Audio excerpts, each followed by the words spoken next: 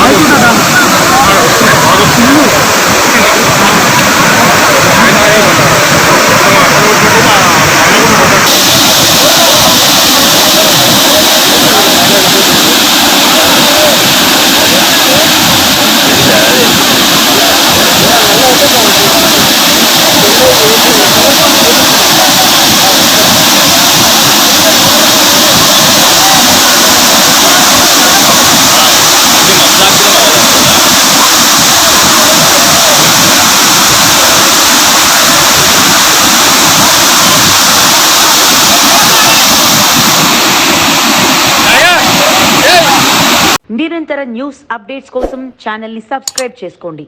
పక్కనే ఉన్న బెల్ సింబల్ని క్లిక్ చేయండి. మోర్ అప్డేట్స్ మిస్ అవ్వకండి. Thanks for watching GS9 TV. Please like, comment, share, follow on Facebook, Google Store, Twitter, Instagram. For more updates, please subscribe GS9 TV.